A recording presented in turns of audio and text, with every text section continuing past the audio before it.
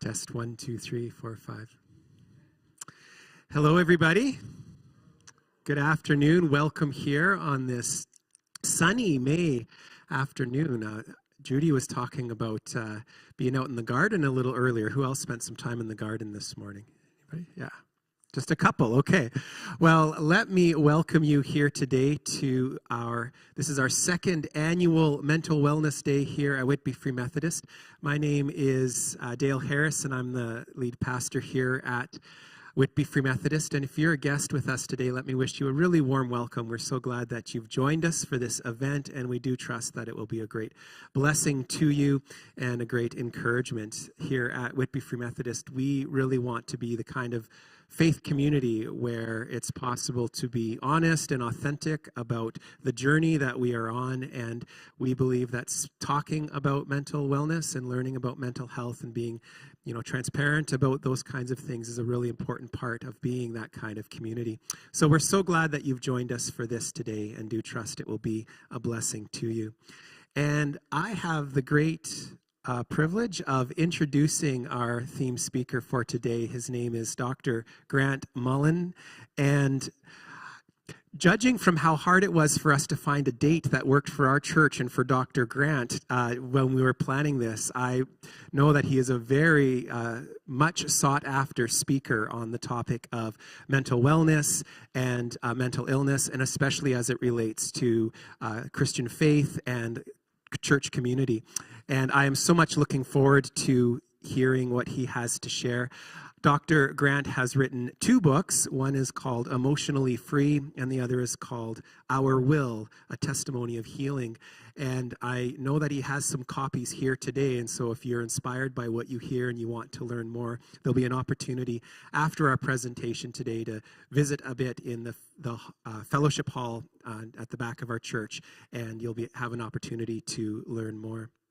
Dr. Grant's work is focused especially on clearing up misunderstandings about psychiatry and mental health in the church world especially, but I think more generally. And Dr. Grant, we are so grateful that you have put this date on your calendar. So will you help me welcome Dr. Grant this morning, or this afternoon?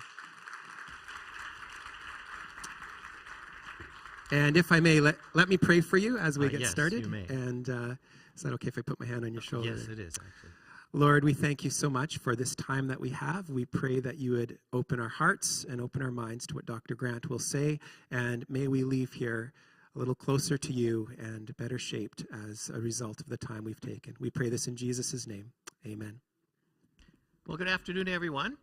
It's great to be with you. I'm actually from Grimsby, so it's in Niagara. But, of course, just driving through Toronto is like a nightmare. So came on the 407, so then it was actually pleasant. So it's great to be with you because we just love to talk about mental, emotional, and spiritual health. That's what our ministry is all about, and how you integrate all the healing models. And so what I want to do in this session is give you a very, very quick introduction to the healing journey, specifically focusing specifically on the medical side. That there's more than medical involved, but and so that's what we're going to do. So it's really everything a Christian needs to know about depression, anxiety, and bipolar disorder in an hour. Okay, so listen quickly, and then afterwards we'll have time for questions, and so we'll have a mic here, and you can just line up. So as I go through, make a note of things you want to ask, and so then there'll be opportunity. Okay, so just feel free to do that. So I'll tell you a little bit about my story. I actually, when I graduated, I'm a physician, so I became an anesthetist, actually. People ask me, why would you want to do that? Well, I wanted to put people to sleep. That was just, but anesthesia is not a popular or well-known specialty, and that's just because we don't have our own TV show. You could just imagine what that would be like, eh? It'd be like it put you to sleep watching it, and so it'd be very dull. So, like, no kid grows up saying, "Mommy, I want to be an anesthetist when I grow up." So, but the reason why, just by all means, feel free to come in. The reason why I picked anesthesia is because I wanted, of course, God's will for my life. As I was graduating, and I found out, or just by divine revelation, that anesthesia is the most godly of all medical specialties. You probably didn't know that. You could tweet that. You know why? You know why? Because what was God's first medical act? He put Adam to sleep. Well, if that's the first thing he did, obviously it's the most important, certainly more important than surgery. And so I knew that. And the other reason was it's the most like being in the ministry.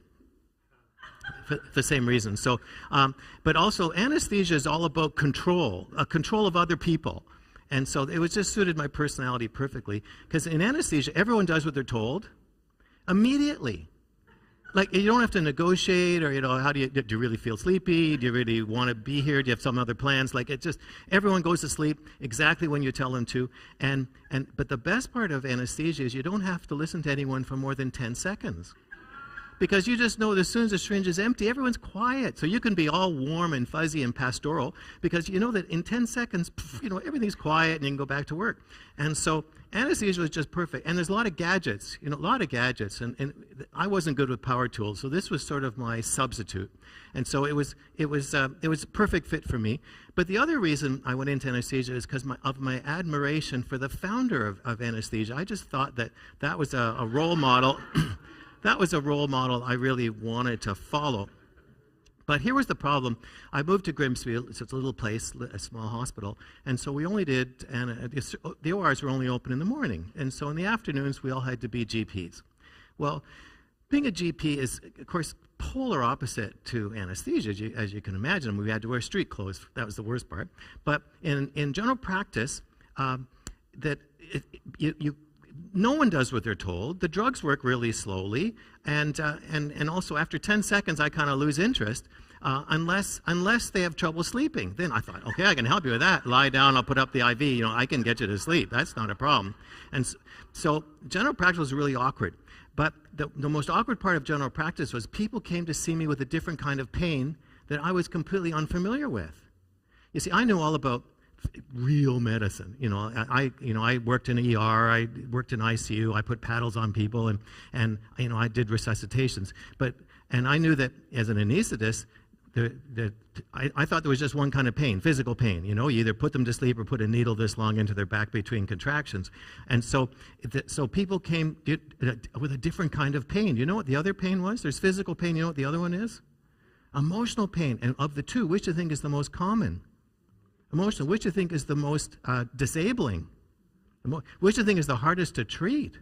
Emotional, that's right. So I didn't have a clue what to do with all these people who came to see me with emotional problems. And I was a Christian, so I attracted a Christian population. So I had all these Christians coming to see me with emotional problems.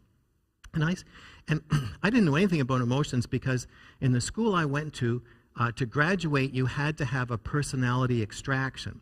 And so they just turned us into machines to treat machines. So we were just mechanics.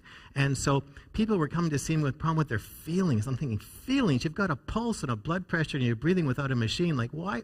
Who cares about feelings? But it was a big deal to them. And so I said, well, why are you coming to see me, not someone in your faith community, someone more appropriate? And they said, oh, I can't do that because I'm too ashamed. I'm too ashamed that I'm the only one. I'm the only one. And I was seeing so many people from all the church communities. I just said, well, just sit in my office for 30 minutes. You'll see all your friends come in here for exactly the same problem. You're not the only one. And one lady actually said, the church just told me to read the Bible and pray more. I didn't know what to read. I didn't know what to pray. And this lady actually said to me, so I'm stuck with you. So I got involved in mental health, and much to my surprise, people started to get better, and people started to come from all over Canada, and so it took over my life. I gave up anesthesia, I gave up general practice, I just did mental health for most of my career. And so I became really skilled at matching certain types of mood patterns to certain medications, and we were getting a really good result. And people were getting their lives back. So it was wonderful. But I was very unbalanced because all I understood was the medication side, which I'll talk about in this session. But God was training me in a whole new field that I knew nothing about because I was an anesthetist. And he then took us into the next journey of our healing journey, and that was we had a marriage crisis. Well, there's no pill for that, okay? And so this is how Kathy and I looked the day we started. Okay? And you'll just be astounded, and I know what you're all thinking. You're thinking, they haven't changed a bit. So, it was perfect. We looked perfect. What could possibly go wrong? But eventually, Kathy fell apart, I fell apart, and I knew Kathy needed help. She needed to see a counselor. I was willing to go with her to be supportive. And so when we went to see the counselor, he just opened up a whole new world of understanding that it was completely foreign to us. And he taught us that God wants us to be more than saved. He wants us to be saved and transformed. He said the key to your marriage is not just changing your behavior, being nice to each other. It's that you need healing of your hearts. You need to be transformed on the inside. Well, this is totally new. I knew all about salvation. The church I went to is all big on salvation, but I'd never heard about transformation. That was completely foreign to me. I just thought you got saved and went to heaven. And so what does transformation look like? Well, it's like open pit mining of the heart. So what God wants to do after you become a Christian, he wants to give you a heart transplant. He wants to take your broken, wounded, shriveled, damaged heart and replace it with his heart. And that's the process of transformation, or what the theological word would be sanctification. But sanctification to most people is the stuff you squirt on your hands, and So so think of it as a heart replacement, okay? And so Romans 12:2 is actually the verse that's the theme verse for our ministry, which is, don't conform any longer to the pattern of this world, but be transformed by the renewing of your mind. Now, I heard this verse quoted all the time when I was growing up in church, but no one ever told me how to do it. And so that became our journey, is learning how to do it.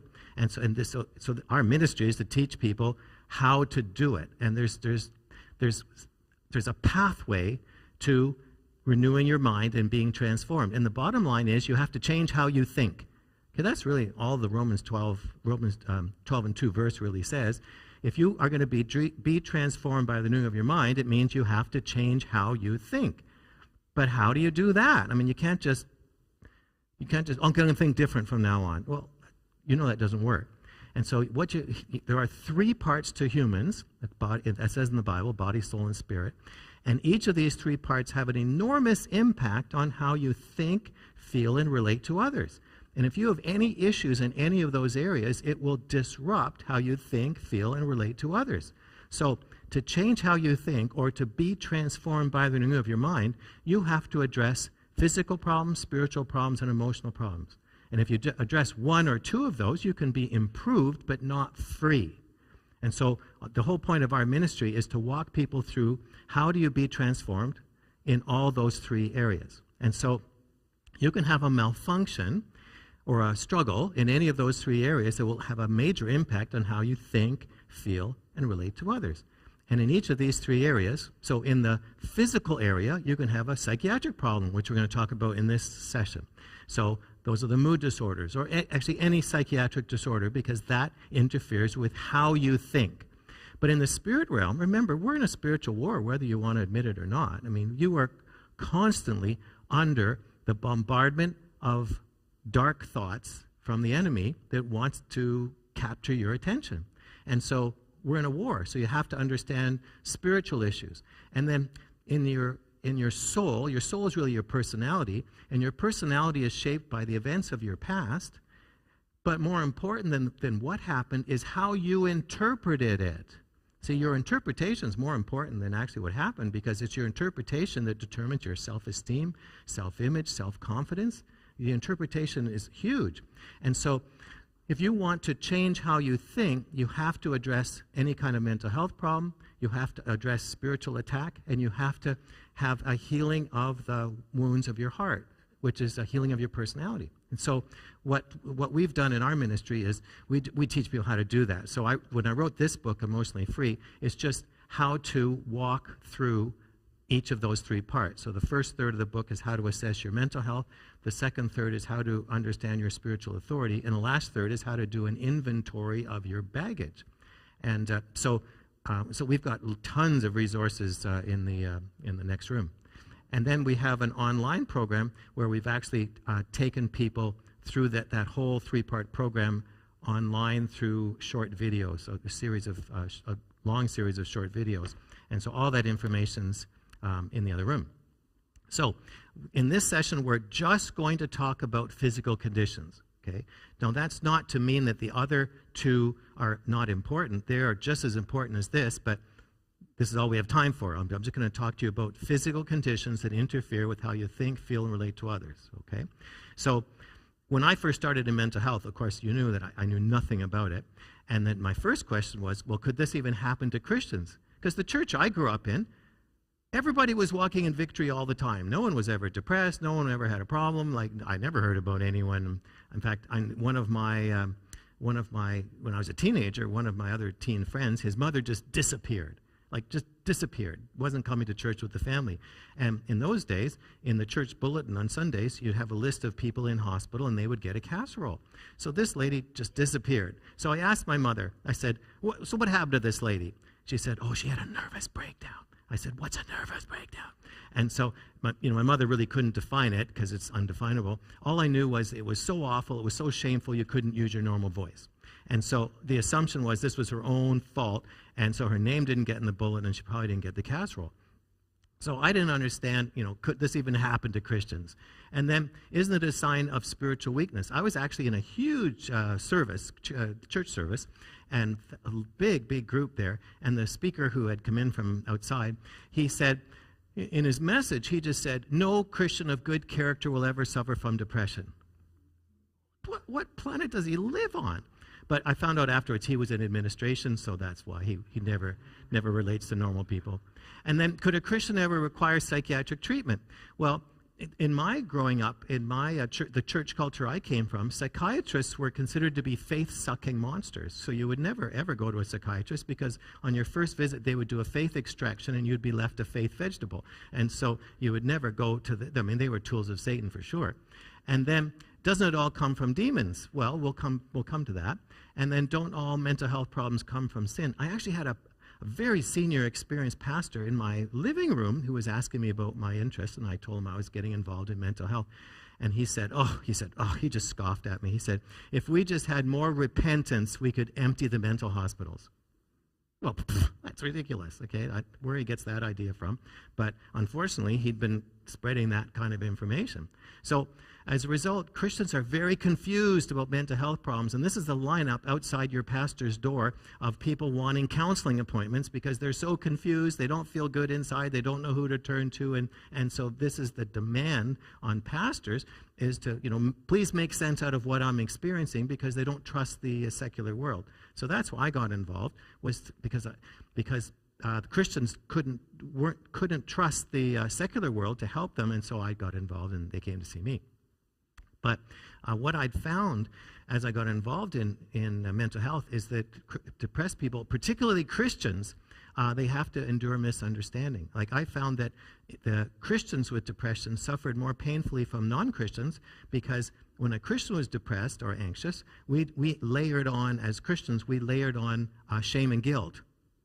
This is your own fault. You should pull up your socks. And what do you have to be depressed about? And just if you're a real Christian, if a strong Christian, you wouldn't be this way. And you just read the Bible and pray more. And so we suffered more painfully than the pagans. And so every culture, I don't know if you can actually see. Can you actually see the words over the door? Yeah. It says depresso. Well, every culture has a different level of stigma about mental health problems. So we have a stigma in our culture. But some cultures don't have as much of a stigma. So we were on holidays, and we walked past the Depresso Cafe. And so we were in Bratislava in the Slovak Republic. And as soon as I saw that, I said, Kathy, we have to take a photo. I said, this must be a cafe for depressed people. And I said, this is obviously where they can come in and be as depressed as they want, and there's no stigma, no shame, and they can just be happy. And I thought, we need this franchise to come to Canada. And that was 15 years ago. So we were just there last year, and it's still there. I was so impressed. It's still there. So I just would love to have it come here. Now, I'm going to explain to you what a mood disorder is. And so I want to compare it to movement disorders. Okay, so that way it's easier to kind of understand what's happening in your mood if you compare it to movement. So this is your brain. Your brain has hundreds of control centers, and the vast majority of them are involuntary. In other words, you have they work automatically. You can't control them. So, but some are voluntary. So your mood control is actually voluntary. and I want to compare it to movement control so it's easy to understand.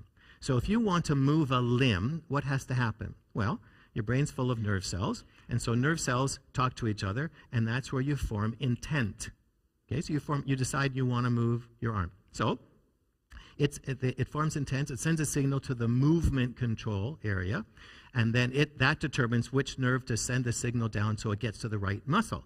And so move the left arm, it goes to movement control, signal goes down to the left arm, and it moves. Now, what happens to your ability to move your limb if something interferes with that nerve pathway, the command pathway from intent to your hand? If something interferes with that pathway, what happens to your ability to move a limb? It's not rocket science. Can you think of a common medical condition where you lose the ability to move a limb? Yeah, stroke, or it gets cut. Okay, something interferes with the nerve control pathway, then you can't do something. Well, let's say you want to change your mood. Okay, so to change your mood, what has to change? What you're thinking. Okay, so let's just say now you're at work, but at lunchtime, you just want to relax with your lunch and picture yourself on vacation, just as a way of relaxing. Or let's say you have an upcoming vacation, you just want to think about it because it's so pleasant. So when lunch starts, you put your feet up and you just picture yourself on the beach or playing golf or whatever it is you do, and you just go there and your mood just relaxes because you can picture it, and it's a scene playing out in your mind. You've changed how you were thinking, and it changed your mood. Then when lunch is over, you just turn off beach and you turn back on work. Okay, so you have voluntarily changed what you were thinking, which then changed your mood. But that requires nerve cells to go from intention to the mood control center, which is somewhere in your brain, and then that flicks the switch to, okay, we're going to think about this now, and then we're not going to think about this now. So what happens to your ability to change your mood or change what you're thinking if something interferes with that nerve conduction control pathway? Well, not quite crazy, but you lose thought control, which means you lose mood control. Okay, because your mood is controlled by nerve cells. So a mood disorder is just this. A mood disorder is just a loss of thought control because of a nerve cell malfunction. That's it. And all psychiatric disorders are just a loss of thought control because of a nerve cell malfunction. Like, it's really simple if you think of it that way. And so then the purpose of psychiatric medications is to improve the nerve cell connections so you regain thought control, which then gives you back mood control. So you see, like it's sort of logical. Now, if you took the mood control center, which is somewhere in your mind, I just sort of, for this, it makes it easier to understand if you think of it as a control center. This is sort of how it works. So think of it like a gauge that is there actually a pointer on this? Maybe. Well, there. Whoa. I love pointers. Okay. So this is like your gauge. So the green arrow is what your mood is like at any given time. So it's always moving back and forth. And as long as it stays in the normal range, we call that normal mood. But we have no test. I mean, how do you measure mood? Optometrists, you have a chart. But in mood, you don't. And so I've come up with my own definition of normal mood. This is what normal mood is. Normal mood is being relaxed, content, concentrating, in control of your thoughts, with a clear mind consistently. Now, I don't know anyone like that either, but that's what normal mood is, okay? So as soon as you leave the normal range in either direction, you can't shut your mind off, okay? So as soon as you cross that line, you can't shut your mind off negatively. As soon as you cross that line, you can't shut your mind off positively. And so normal mood is you can be happy and sad, but in control. You can turn it on, turn it off. As soon as you leave the purple zone, you can't turn it on and turn it off. Okay, so that's the easiest way to understand what normal mood is. So then what causes mood disorders, or where do they come from? Well, the vast majority actually are inherited. They run in most of our families, but they're triggered by life events. And so you can have a genetic predisposition to depression or anxiety, but not have any symptoms at all until you have a sufficient stress. But if you have a very strong genetic predisposition, you can have symptoms without being stressed. But usually it's an interplay between genetic predisposition and life events. Okay, so it's both. But these conditions are incredibly common, and these statistics were pre-COVID. My goodness, during COVID, we had the highest incidence of mood disorders ever recorded. COVID just brought the worst out of everything. But we know that 10 to 20%, so it's 1 person in 5, has a chemical imbalance depression at any given time. So we're talking enormously high numbers. You know, short-sightedness is 40% of the population, and this is like 20%. So it's very, very, very common. And but the really important issue is 80% are undiagnosed, untreated because they're mild. You know, think of it in terms of short-sightedness. What percentage of people with short-sightedness are mild? Well, the vast majority. Okay, so the same with depression and anxiety. The vast majority are mild, and unfortunately, because they're mild, they're not picked up. They don't realize they have a correctable condition, and so they're just the walking wounded. And so one of the purposes of this kind of a seminar and all the resources we've created in print and online is to help people diagnose themselves so that they can actually recognize if they need help and not put up with it and waste time suffering when they don't have to. And 1 person in 5, 20%, at some point in their life will have a psychiatric problem. So the lifetime risk is 1 in 5. So very, very common. Now, the big problem in mental health, of course, is we have no test. So we can't screen the population easily, and we end up arguing with people if they have the problem or taking treatment. Like I spent so much of my clinic life arguing with people, trying to explain, here's your problem, here's what you need to do about it. And they'll say, prove it. You know, I need a test. I say, well, actually this happened. I said, well, the only test, I have to do a brain biopsy. So lie down and I'll wash my hands and we'll get on with it. And so he said, okay, I'll take the pills. So that's what's so frustrating, and that's why people argue about it all the time. Who needs pills, who doesn't? So I'm going to explain to you today so you'll know what the criteria is. So let's talk about depression, and so because it's very common. And so what happens is that in depression, you go from normal thought control to I can't control my thoughts. But there is such a thing as normal downness. So we call that discouragement. So how do you tell when you've gone from discouraged to depressed? Okay, because we have no test. So how do you tell? It's really important because if you're depressed, you need medications. If you're discouraged, you need counseling. So how do you make that distinction? Well, here's how you tell. In discouragement, it comes and goes. It's transient, and it's usually an obvious issue. You know, I'm discouraged because of this. Where depression, you don't have to necessarily have this.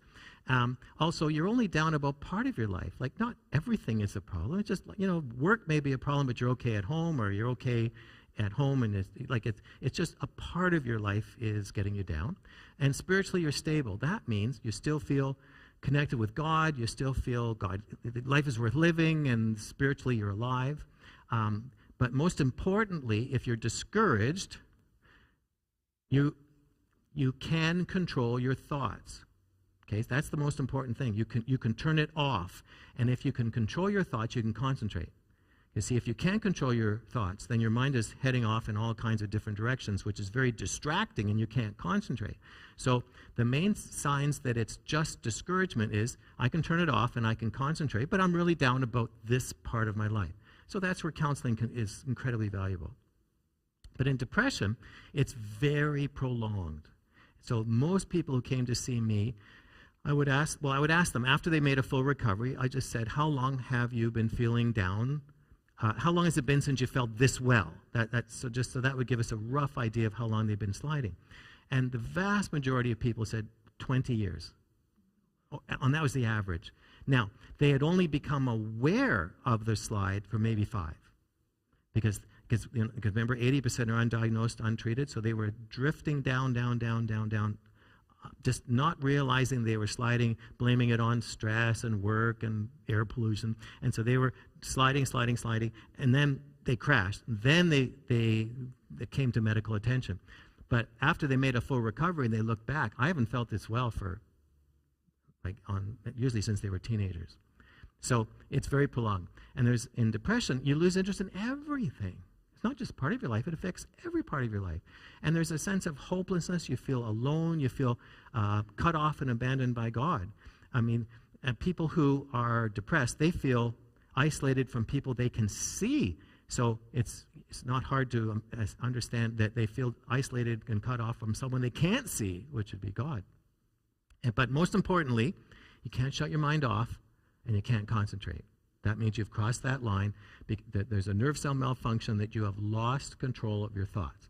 And so we have so depression is basically, the way you make the diagnosis is comparing yourself to a checklist of symptoms. That's the best we have, because we have no blood test. And so that checklist, of course, it's online if you Google it. It's on my website, drgratmullen.com. It's in my book. It's in our Free Your Mind online training program. It's all over our resources. So we encourage people to diagnose yourself at home and take that information to your doctor if you see yourself in the checklist. Okay, it just speeds up the process dramatically. And so this is the main diagnostic question I found in my office, was the most useful. This was my best screening question, is can you shut your mind off? Because if you can't shut your mind off, and it's been going on for a long time, that just means there's a nerve cell malfunction, and you've lost that control. And if you've lost control, probably your mood is slipping as well. Now, in depression, there's a very, very wide range of symptoms. Everyone's a little different. You can't just say, you have to have that or you're not depressed. The only is you have to, I can't shut my mind off. Yes, you have to have that. But other than that, some people can't sleep, but some people oversleep. Some people stop eating, some people overeat. Everyone's so different in how they respond to the chemical imbalance and to the loss of thought control. So you can't just say, well, if you're sleeping at night, you can't be depressed. You can't say that. The question is, can you shut off the unwanted down thoughts? That's the criteria. Now, anxiety disorder is really just the flip side of the coin of depression disorder. It's the same chemical imbalance, it's the same loss of thought control. It's just in anxiety disorder, the thoughts you can't shut off are mostly worry, fearful, where in depression, it's usually downside negative. But most depressed people have anxious symptoms. Most anxious people have some depression symptoms. So the overlap is very large. And the medical treatment is actually the same. Now, in counseling, the treatment's a little different, but the medication treatment is the same to bring back the nerve function to restore thought control. So medically, it didn't matter if you're worried or down. If you can't shut your mind off, these medicines will give that back to you. So if we were to graph mood over time, so this is time. So this is normal mood fluctuation. So this is the normal ups and downs of mood. Happy, sad, depending on your day. And then what happens in depression is that your mood drops and you get stuck in negative thinking you can't stop. And that's because of the nerve cell malfunction, and you lose the ability to change what you're thinking. Now, what is the most common age group that people develop symptoms of depression or anxiety? What's the most common age group that people start into that slide? Adolescence, that's right. So what age group should we be starting treatment? But here's the problem. Teenagers, when they start to slide, they aren't really interested in going to the doctor with mother. What they do is they quickly find out which of their friends have the same problem, because it's so common amongst adolescents, and they just start doing what their friends are doing to treat their moods. Well, so then they get involved with substances, and then they're hooked on substances, and it's very difficult to get them then into the medical stream, because they're already hooked on substances, because the substances will dull the disturbing thoughts. And so it works for them, and it's cooler than taking some pill from a drugstore. So it's harder to treat them, but it's urgent to treat them because they quickly get onto substances, because they're just taking what their friends take for the same problem. So now let's talk about another common mood disorder, and that's when your thoughts, instead of can't shut off negative thoughts, you have times when you just can't shut off positive thoughts, but they don't have to be happy thoughts. They just make you go, go, go, go, go, go, go, go, go. Your mind is just like a conveyor belt of thoughts that you can't stop, that are pushing you to act, to go, to do.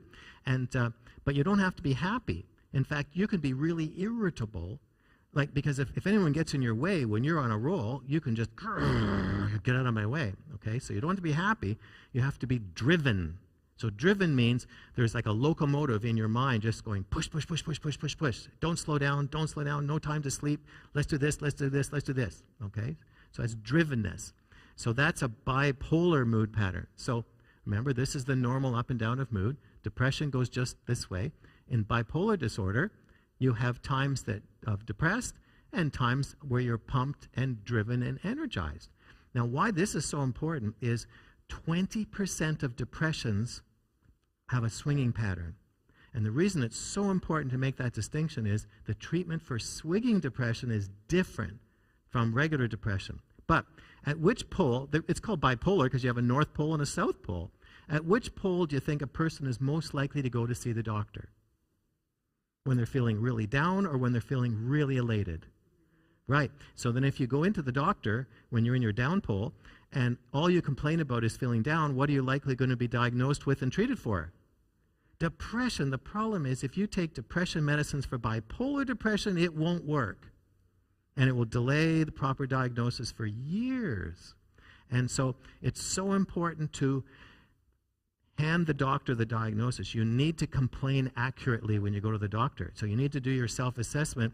And if you're going to the doctor about being down, you have to look at your last few years. Do you ever have times of drivenness? So the checklists for that are on our websites in the book. It's on all our stuff, okay? Because the treatment's different. Now, the big problem is that I told you earlier that Christians, not only do they get the depression and anxiety, but we've layered on all this shame and condemnation, because if you're a good Christian, you shouldn't, because the Bible says you should be happy all the time and never be anxious and just, just walk in victory. But the reality is we have this very common problem. And Christians are very ashamed to have these emotional problems because they feel it is a lack of faith and they're being disobedient to the Bible.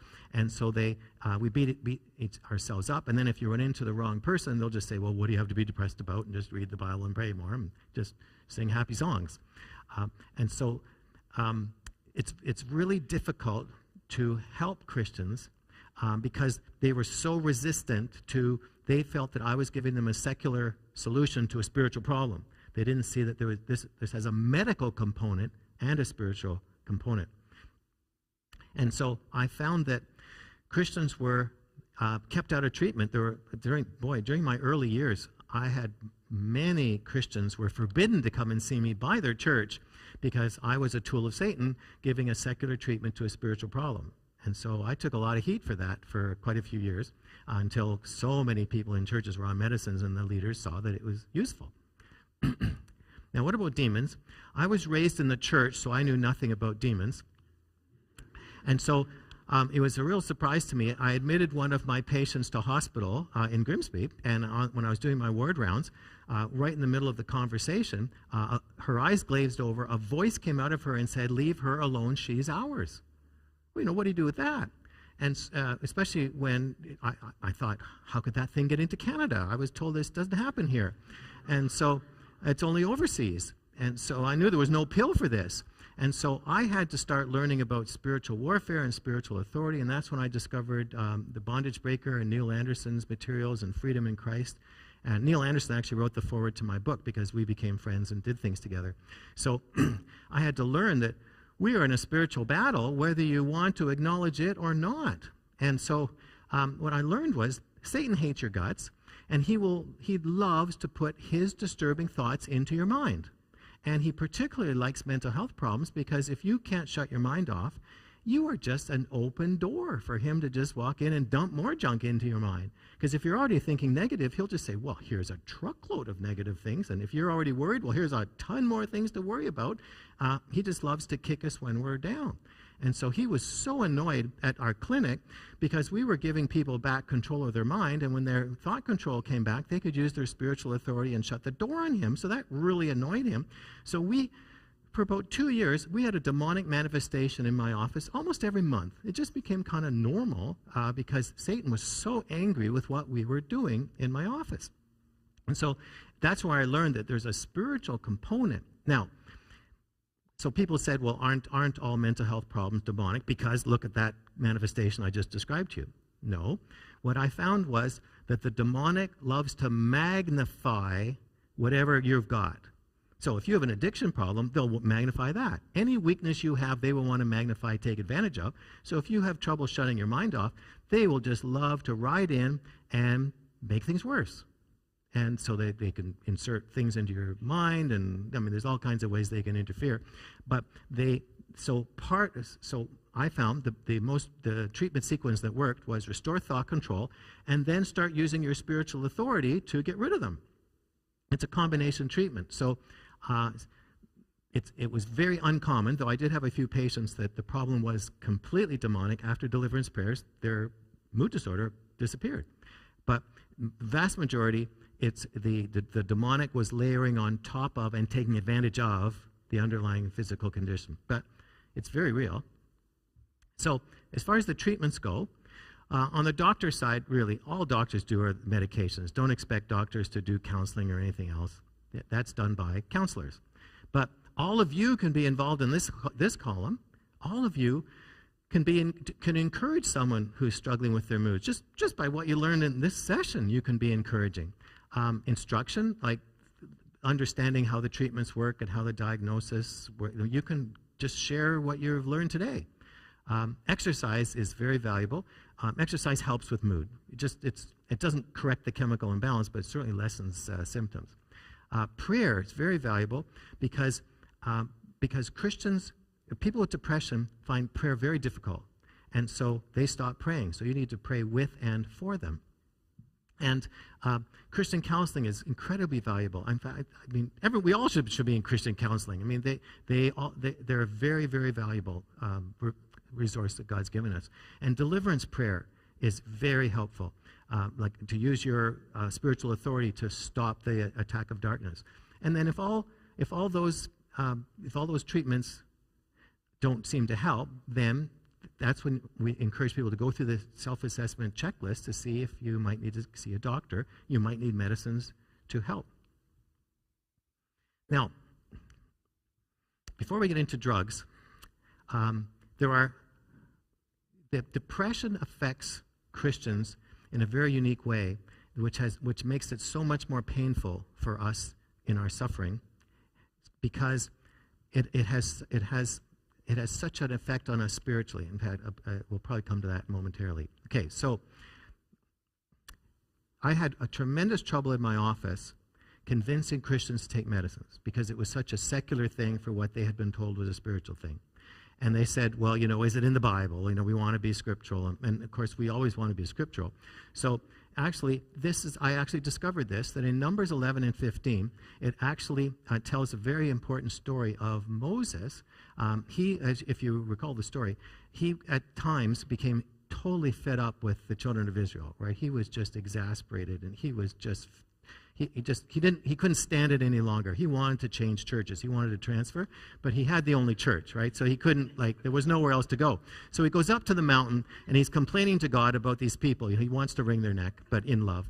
And so you know what he says to God? And this is actually in the Bible, but nobody preaches on this on Sunday mornings. Okay, I'm sure you've never heard this verse quoted Sunday mornings. He turns to God, and the paraphrase is, I'm so fed up with these people. If you love me, kill me. Understand why that just doesn't come up on Sunday mornings. If you love me, kill me. Well, what do you think Moses' mood was like that day? Well, not great, okay? At the very least, he was discouraged. I don't know if he was clinically depressed. But what did God give him that turned his life around, totally solved the problem, and he was never that low ever again? What did God give him that just changed his life for the better? Tablets. Tablets. He gave him 2 tablets, okay? Now, they were too big. He had to break them, which, we have to do that too. But, if Moses can take his tablets, so can you, all right? Or, you see, it's scriptural. It's scriptural. Or can a Christian wear glasses? Some of you have overcome that. So, can you take thyroid pills? So if you have a low thyroid, you can take thyroid pills. If you have a low serotonin level, take this stuff. Now, so here's how the treatments work. That if your mood is consistently down, not the swing pattern, consistently low, antidepressants will restore the chemical balance and bring your mood back to normal. Now, they don't give you a new mood. All they do is give you back thought control. That's it. Now, people say, well, it's an addicting narcotic. Well, no. Don't take my word for it. Have you ever heard of anyone being arrested for trafficking in antidepressants? No, because they have no street value. Who on the street wants to have better thought control? Okay, so no, so they are not habit-forming, addicting. You can't get a high out of it. All you can get is clarity. Okay, well, nobody wants clarity on the street. So that's why you don't have to be afraid that these are habit-forming narcotics, okay? And they don't give you an artificial up. All they do is clear your mind, and then you can have whatever mood you want, okay? Like, then you're in control. And then if you have the swing pattern, there are mood stabilizers that will just just stop the highs and stop the lows, okay? And then, yeah, there we go. I thought we skipped something. Now, here's something that's very painful, but you just have to realize this is true. I hate to admit it. Caffeine makes your mood worse. So the reason is really simple. It's a stimulant. It takes whatever's going on in your body, makes it go faster. So it raises your pulse, your blood pressure, but it makes your mind go faster. So if you're in a depressed and anxious state and you can't shut off bad or anxious thoughts, or manic thoughts even, it'll just turn up the volume. It'll just make them louder and faster. And so I learned this from the patients. They told me that if they had a caffeinated drink, their pills didn't seem to work that day. And so I took my entire practice off of caffeine, and we got the medicines worked faster at lower doses because the medicines didn't have to fight the caffeine effect. So it was miraculous, but I learned that from the patients because just caffeine works against your pills only because it speeds up what the pills are trying to slow down. Okay? It's that simple. So a depressed person is helplessly in the grip of an illness they can't control. So don't tell them to just snap out of it what you have to be depressed about, because if they could have snapped out of it, they would have. Okay? So it's like if they have diabetes, you don't say, well, just throw away the needle, like who needs that? Okay? And depression is very disabling. The ball and chain isn't visible. Okay? You have no idea what's going on behind their eyes.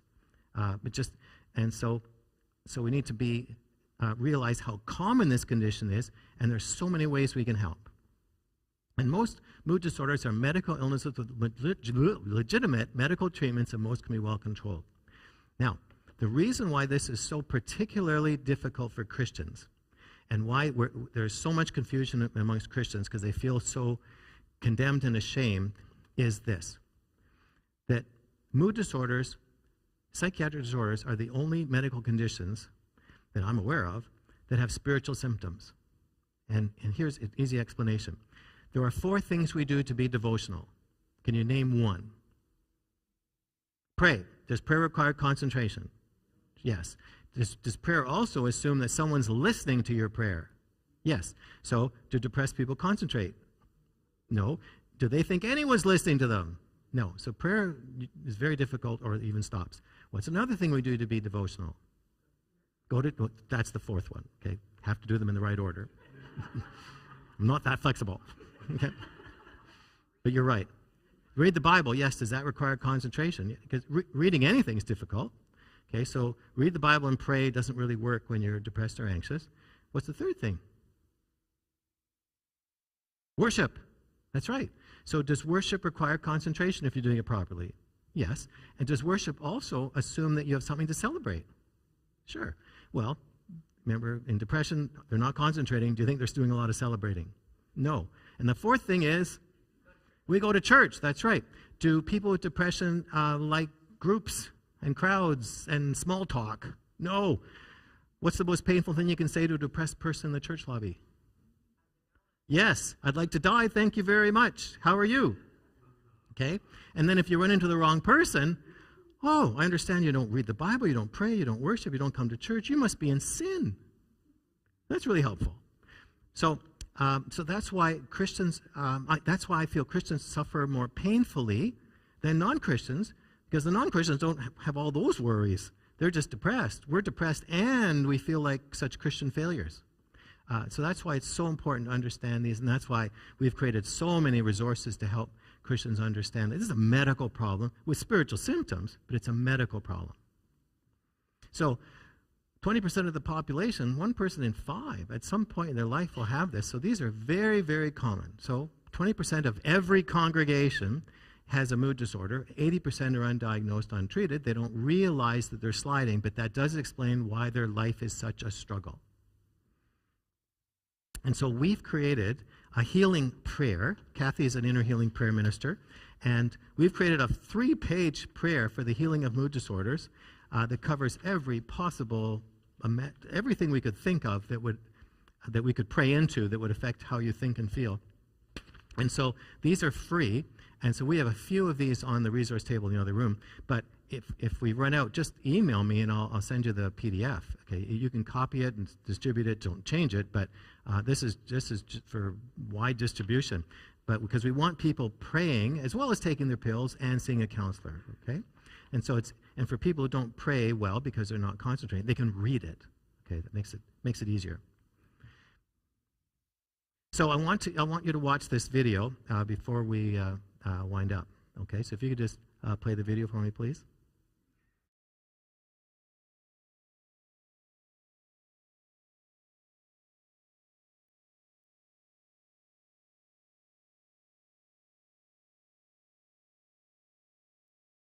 And then I was like, yeah, right, man. Oh, my head. Please don't complain. It'll ruin the vibe. Just.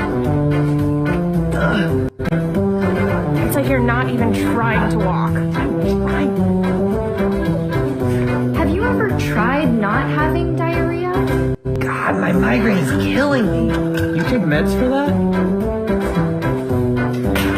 Oh my God, dude, I cut myself and it looks really, really bad. Some people have it way worse than you do. You gotta chill out. So I guess you're not going out with us tonight. Again. You're such a flake. Oh man, I really think I sprained it this time. I gotta go see my physical therapist. You go to therapy? Yeah? Whatever, weirdo. Can you hold on 1 second? Honestly, your attitude sucks. Taking another insulin shot? Yeah, I kinda have to. Have you ever thought about dropping the pharmaceuticals and fighting this the natural way? My diabetes? Enough is enough. It's a beautiful day, man. It's time to get up. Dude, I just got eye surgery. Yeah, like a week ago. Well, it still hurts. Ooh, I think your friend hurt himself. I need help. Nah, he's fine.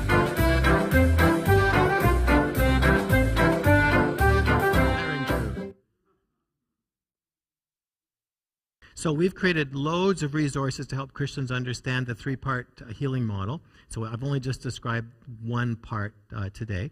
So in the book, we actually walk you through all 3, and then we have videos, DVDs, which are also you can also download them onto your device too.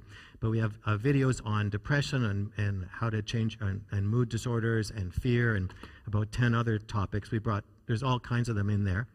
But also every Wednesday we put out a free video for people who are just on our mailing list. So if you want to be on our mailing list, you can fill out one of these little slips. It's free. Every Wednesday we send you a 5-minute video just on how to change how you think. But the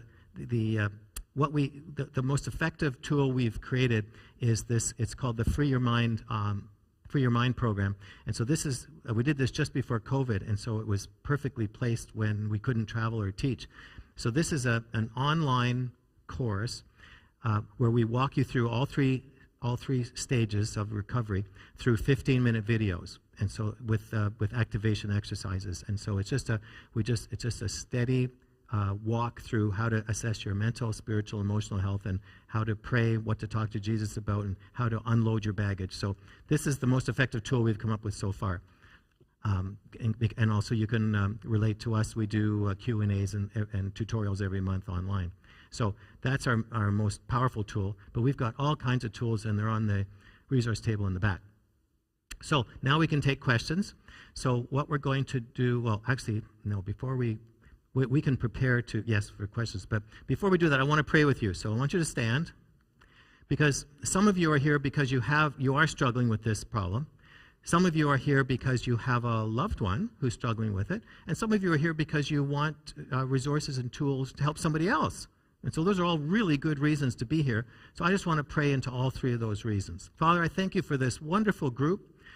that you've brought together, because none of us are here by coincidence. We're all here by divine appointment. You've brought us here for specific reasons. There are things that are happening today that you specifically want to talk to us about and bring to our attention. And Father, I just thank you for everyone in this room who has a heart for this issue. And Father, first off, I just want to pray for those who are struggling with their moods. Father, I ask that you would come and touch them supernaturally and correct their serotonin levels, correct their nerve cell malfunction. Father, restore their thought control. And for those who are on medications, Father, we ask that the medication combination, the balance, and the doses would be so finely tuned that they would make a full recovery, and that you would touch them in such a profound way. Fill them with hope. Encourage them, Father. Break off the worries and the negative thinking. Father, I ask, too, that you would shut their ears to the voice of darkness, which is trying to pull them backwards and torture them and make their condition worse. Father, just surround them with your angels that would block the voice of darkness, and encourage them to use their spiritual authority to shut the mouth of the lion trying to roar at them. And Father, for those who are here because they want to help a loved one, Father, give them wisdom and understanding and discernment to know what to say at the right time to encourage their loved one to stay in the treatment process, to not give up, and that they are loved. Also, Father, for those who are struggling, just wrap your arms around them. Just even though they feel detached from you, to just somehow, Father, reveal yourself to them today, that they would just feel loved and cared for by you. And Father, for the others who are just here because they have a heart to help, Father, give them opportunities to say the right thing at the right time to help someone along their healing journey. Father, just give them, bring back reminders from this session we've had today, so that they would say life-giving words to help someone who's really struggling. So Father, I just thank you for everyone that you've brought today, and that we would all leave here with something that would draw us closer to you and to each other and to this healing journey. In Jesus' name, amen. So if you have a question, just line up here behind the microphone, and we have time to take a few questions, and then afterwards we'll meet in the fellowship room for snacks. Well, I shouldn't have told you that, because then you won't ask any questions. But if you have a question, feel free to come up here and ask. Test 1, 2, 3, 4, 5, 6. We're good?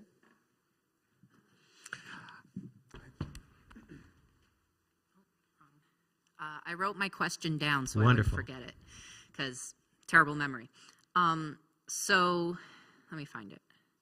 So I have struggled with depression pretty much as far back as I can remember, and I'm on medication now, which is really helping, but sometimes I still feel like down. Would that be more of the discouragement, like if it's in control? In other words, what you're saying is, can I have normal downs? Yes. Yes, okay, but the criteria is, can you shut it off? Right. Okay, so what you don't want is recurring depressive downs, which is, I get into such a low I can't shut it off, but you're allowed to have normal downs, which is, I feel down about that, but I'm in control, and it doesn't go on for months, and I don't spiral into hopelessness like I used to. Right. Okay? But let me just give you a little tip. When I would see people who would make a full recovery, and I'd see them once a year for their refills. And they would tell me, I'm doing fantastic, but I will have an isolated, terrible day. Like, I'll just crash. Every couple months, I just crash, but only for one day. I feel really awful, like my depression comes back, but it doesn't last. And what's that? And I said, is there any chance you went through a drive-through that day? They said, yes, as a matter of fact. I said, and you asked for decaf? Mm-hmm. But you have no idea what they handed you. Right. And so what I found was people who had isolated bad days where it's actually depressive symptoms came back, it's because they inadvertently had a caffeinated drink, or it was summer and they had an ice cap. Well, that's liquid insanity. So it is possible to have a truly chemical imbalance like down day. And if that ever happens, check for a caffeine source. All right. Thank you so much. Hi, Dr. Mullen. My question is, actually, I might have two questions, if that's okay. Well, I think we can handle it. Okay. My first question is about if you have any advice on how to handle a family member, a very dear, beloved family member, who isn't I'm wondering how to say that, isn't very understanding or compassionate. and has said something to me like, I have depression, first of all, has said something to me along the lines of, why do you keep announcing that you have this mental illness when I have had to feel like I have to remind her to take it into account? That's the kind of thing she says to me. Any advice? You mean, how do you soften them so that they're not so judgmental? Yes, judgmental, and I find it very shaming. Oh, well, yeah, that's sort of judgmental, isn't it? Yes. It's very hard to change another person. That's the hard thing. Yeah. Now, when I was in practicing, I just thought we could slip pills into the water supply, and that's how we changed other people. That would be a great idea. Yeah, I actually had one of my patients do that to their spouse, and it worked. That's what's so weird. They would put their antidepressants into their husband's coffee, and the husband recovered until, this is a true story. So she got depressed because she wasn't taking her pills, but the husband actually recovered, and he was a terrible person, and he just became a wonderful, nice person until he said, this coffee tastes terrible. I'm not drinking this anymore. And then he went back to being his old self. So that's just a funny story. It's very hard to change someone else, okay? So what you want is for them to be more understanding, right? And this person is a medical professional. Yeah, but their medical professionals come in all different shapes and sizes. I don't know what you would say to them, or actually just say, I'm doing the best I can. Like when it comes to, just say, I'm doing the best I can, and then they will remember, well, this is Kathy. Yes. Oh, How would you handle that?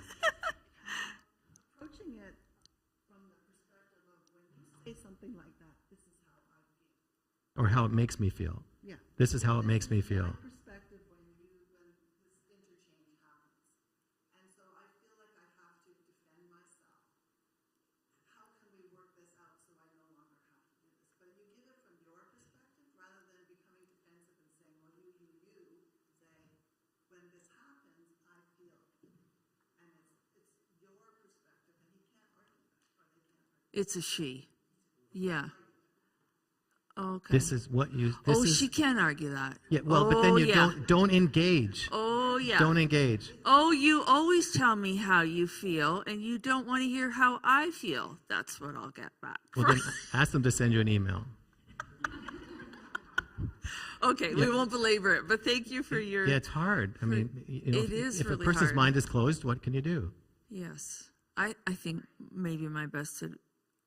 At this point, I think I'll just stay away from the topic altogether. Oh, well, that's even simpler. Yeah, that's simpler. Prayer, yes.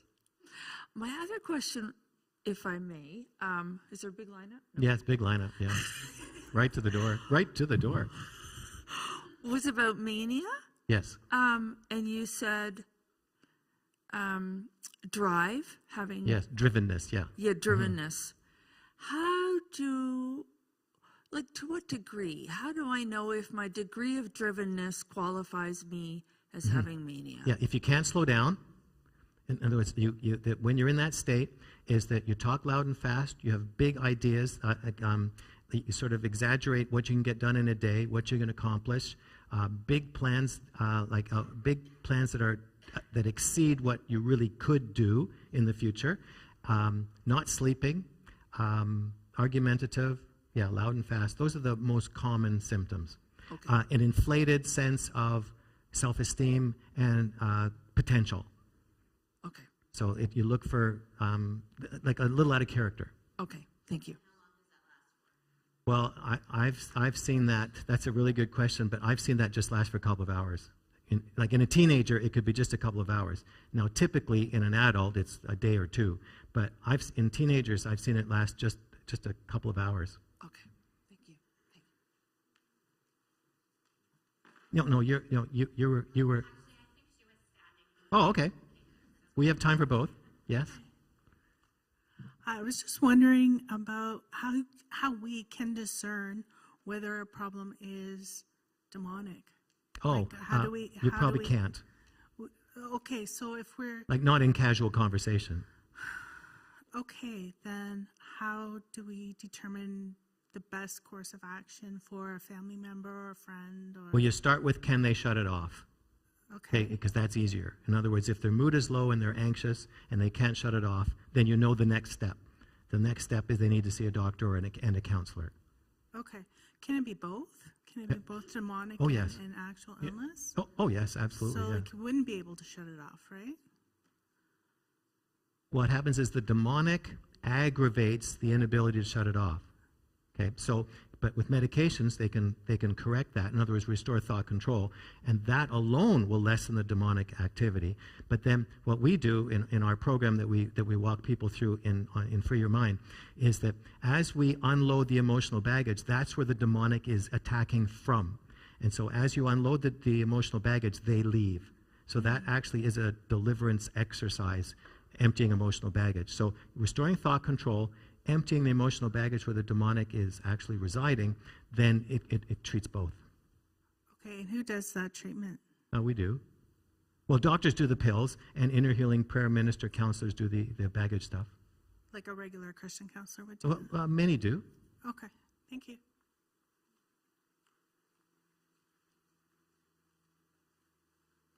And in the Free Your Mind program, you can actually do it on your own. Like it just through the streaming videos, you can actually do all those steps on your own. Thanks for the information about the caffeine. I thought that was really interesting. And I was wondering if ADHD medications and antidepressants work against each other No, in some way. no, they can be combined successfully. Okay, thank you. Good point. Yeah, because they're called a stimulant, but not in the way that I'm describing it. Like to me, caffeine's a street drug, where that's a prescription. Yes? I have someone in my family who is depressed. He's also schizophrenic and blind. So he's got a lot going on there. He doesn't like meds. Like a lot of people, they don't like the stigma. He's crashed because he's gone off meds and that kind of thing. But I wish I'd brought him here now, but it's too late. What of your resources could I recommend to him, do you think? Well, when you go, Depression, blind, schizophrenic. Yeah. And so we can't read a book. No, but we have it all on video. Okay. So when you go to the table, Kathy will show you that this presentation is on DVD. Wonderful. Thank you.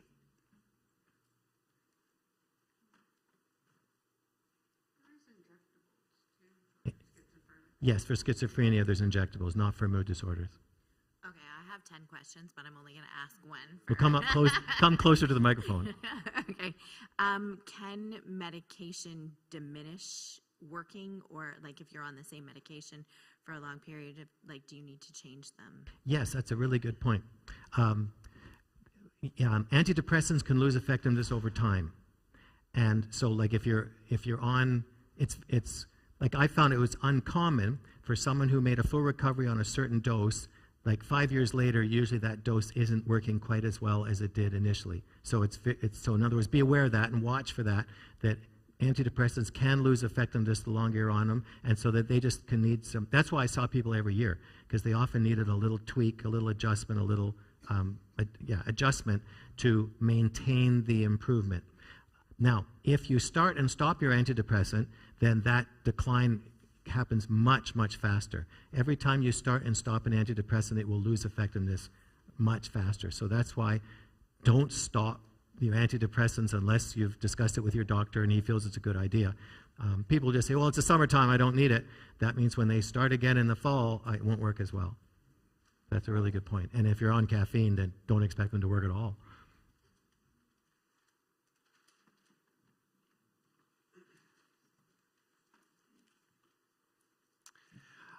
Are there any other questions?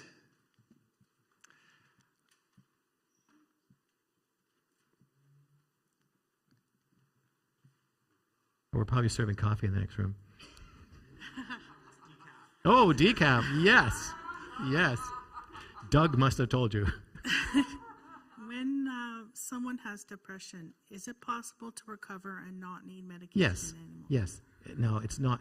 Well, in my experience, the longer a person had depression before they came to see me, So for example, if it was 20 years, the chances of them coming off their medicine successfully are pretty low because they just go back to the way they were. But an exception would be if the depression was of recent onset, then yes, it is possible, like postpartum depression, or even some PTSDs. In other words, it started here, but I was fine before that.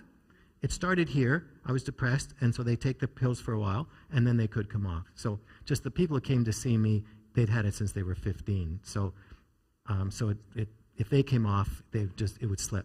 But for the recent onset, like a well-defined onset, yes, some can come off. Okay. Very gradually, under medical supervision, and they have to be aware that it could come back and what to watch for. Okay. With the mood disorder or mania, sometimes there's hypomania. You didn't mention hypomania that. just means mania that's not as severe. Right. So a mania that's not as severe but has psychotic features. Then it's severe. Then it's severe. Okay. If the mania isn't or doesn't seem to be out of normal or out of character for the person. Its psychotic symptoms would be considered out of character for the person. Okay, so psychotic symptoms would, but like an elevated mood that just is kind of regular. Type A personality. That would be a normal elevated mood. So a type A personality, that's a person who has normal brain chemistry, but they're very driven because that's their personality style. So that would be in the normal range of drivenness, like that would be within the normal range, but at the far end. Great, thank you. So I would call that normal. So type A and hypomania, there's a fine line. When you switch from type A drivenness to hypomania is I can't stop. Where the type A person could say, okay, I can put my feet up now and do something else. I don't want to, but I can if you make me. Okay, thanks. Should hypomania be treated then? Yes, hypomania is a sign of bipolar disorder. So yeah, you would treat it.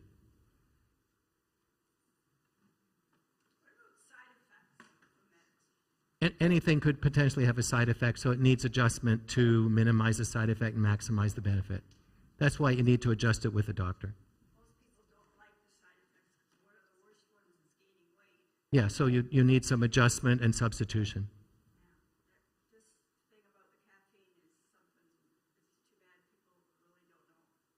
Well, I learned it from patients.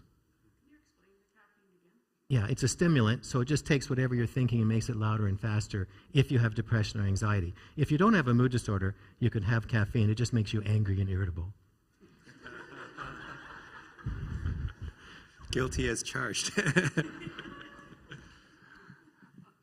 May I ask a question? We've spoken a lot about depression, and I'm thinking about manic episodes, and I don't have a lot of experience with that, but I have had some loved ones in my life who've gone through manic episodes. And I wonder, just in general, if you could say, you know, if you have someone in your life, and because the behaviors are quite alarming and seem larger than any one person, what advice do you give to someone who has a loved one who experiences mania like that? They have to be the loved one. The most important role they can play in someone with bipolar disorder is to encourage them to stay on their medicines. In other words, do you really want to go through that ever again? Because what goes up must come down, and then they have a big high and a big crash. And do you really want to end up in hospital again if you can prevent that? So that's the most valuable role, because bipolar disorder is a very physical condition, and it's very treatable and controllable, but they have to stop coming off their medicines. Actually, in all the mood disorders, that's the biggest role of a loved one, is stay on the medicines, don't give up, keep your appointments, and enjoy stability.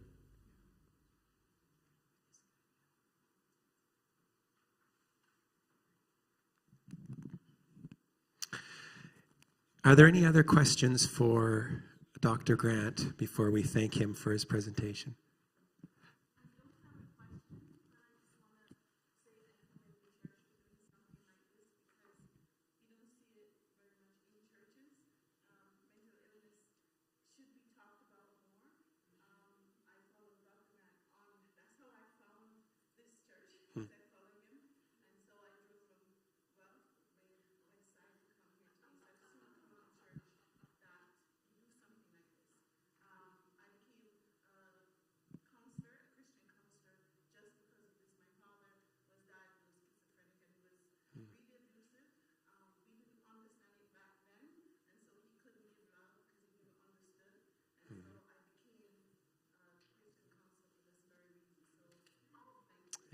Oh, thanks for coming. Yeah, thank you. And you're most welcome here today. I'm glad you made the trip. Dr. Grant, let me add my thanks to the thanks that have already been shared. We are so appreciative of you being here and sharing both from your experience and your training and your wisdom. And I know it's been a blessing to me, and I'm sure I speak for everyone when I say the same, that it's just been a great encouragement. So let's take a minute to thank Dr. Grant for his time and sharing.